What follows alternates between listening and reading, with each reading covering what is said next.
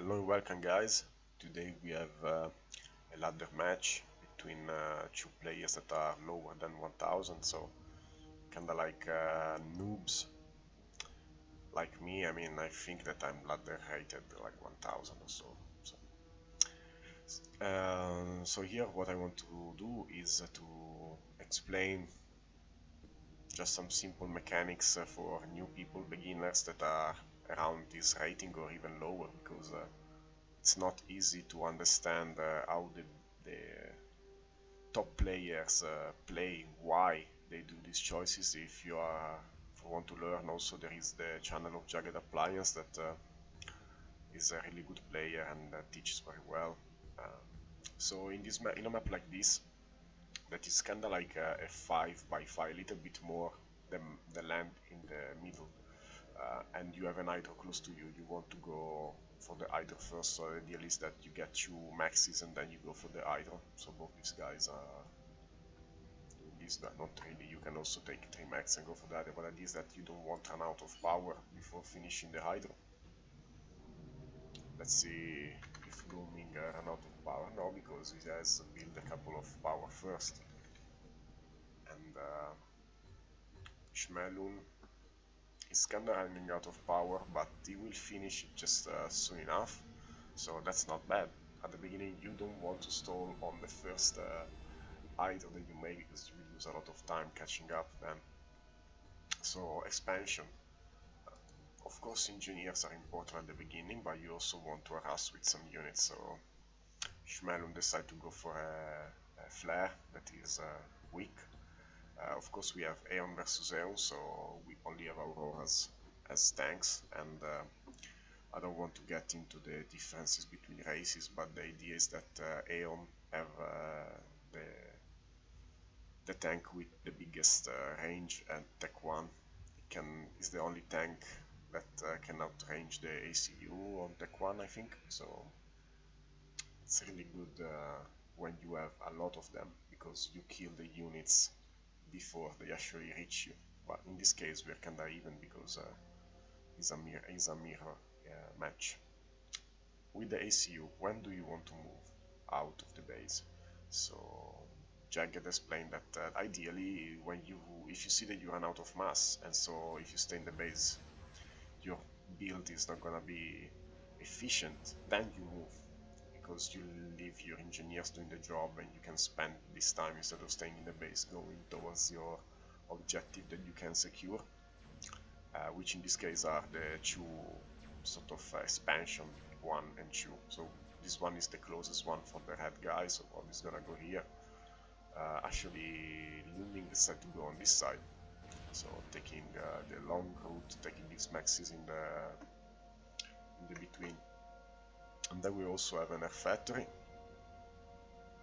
We have I haven't seen, sorry, what happened here, but here there was a light tank that killed one engineers, and then it got killed by the ACU. So the ACU kind of stopped a bit, killed the tank, and then it's probably gonna keep moving. Then one other thing that differentiates really good players from guys like me, I guess, is that you want to take all the maxes that you can. Don't fight on 2 maxes when you have 6 available here for no cost. I mean, it's important to deny mass to your opponent, but it's also important to take the easy mass that you can take. So for example here you also have a chunk of rocks that you can reclaim. There is some mass here, for 400 mass more or less, not too much, but it can boost your economy a bit. And now we have the 2 ACU facing each other on the top, and here we have 3 tanks versus 2. The engineer didn't decide to rebuild this max, he went on to build these underwater maxes. This one can only be killed by submarines or torpedo sort of thing, so they can be not reclaimed, but converted to your side by engineers. So you can drop one engineer here and change these 3 maxes of your opponent to yours, and if you want, he has to do the same. So you know, sometimes you can do quite a lot of damage with just one engineer if it's on the nice spot at the good time. Here we have an ACU fight. Of course they are even, they don't have troops around, there are 2 tanks here that this was good because he tried to pull the ACU here, sneaking these 2 tanks that could have gone killing things, but Shmelum realized that and it's not taken by surprise. Um, what else? Eco wise. So Shmelum is on top, but not really that much. The thing is that he has all this expansion that is soon to be taken. All is gonna take all these maxes, while Looming is a bit lagging behind because he only has his one engineer that has to do everything, and he doesn't have many tanks. He is sending all these tanks, some in the middle. So ACU fight. As I said, they were kinda even. Now this ACU killed a couple of NGs, not doing much. Now we have an air fight in the middle, so not really many bombers. So one other thing is this plateau, 3 maxes. I mean, you want to send just one random engineer here, try to take it, and it's a super nice position for attack 1 radar. Like attack 1 radar here gives you vision on everything your opponent is doing on the side. For example, he has it. Let's check. You can see everything here, while Looming. Well, you can see something here because he has 1 radar here, but not really in the back.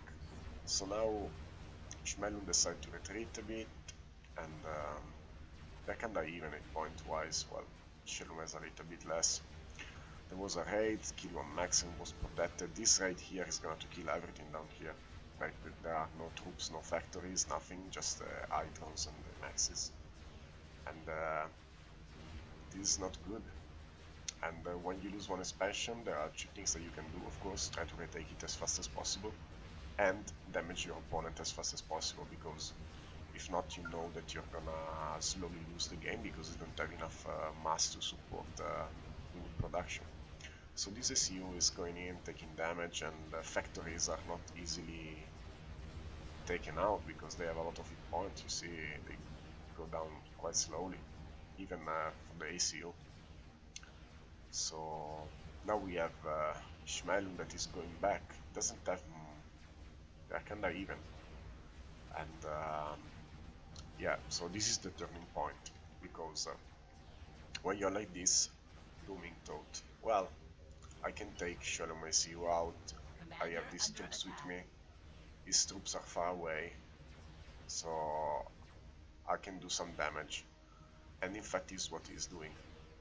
So while in this situation, for example, for Shmelum, what he has to do is not focus the ACU. I mean, he can, but since he is really close to the veterancy, like probably a few units gives him a boost of hit point, regen, and everything. So you want to kill 2 or 3 tanks if you can, while your troops arrive. And then, because the difference here is that you can't kill the ACU, so you can't take out the DPS of the ACU, but you can take out the DPS of the tanks. And now, also when there is the artillery, you always have to move. If you stay, especially from the Aeon one that doesn't have AoE, but it does, is really precise and does quite a lot of damage. If you stand still, it's not good. While if you know the Cybran one, even if you move, sometimes you will take some damage. So now you can see Shmelum is at 1600. So in this type of fight, the number that you don't want to go lower is 2500. Why? Because imagine that you are Looming and you're trying to kill Shmelum because you know it's kinda dying. When he dies, it explodes and it does 2500 damage to you. So if you kill him and you are below 2500, it will be a draw. So and that's what's gonna happen here, because yeah, they were both kinda at very low hit point. So these troops also could have gone into the base and killed everything, but was not really that important. Probably was just microing his ACU. That is something that you want to do when you're dying. Anyway, I hope you enjoyed this cast, and see you next time. Ciao ciao.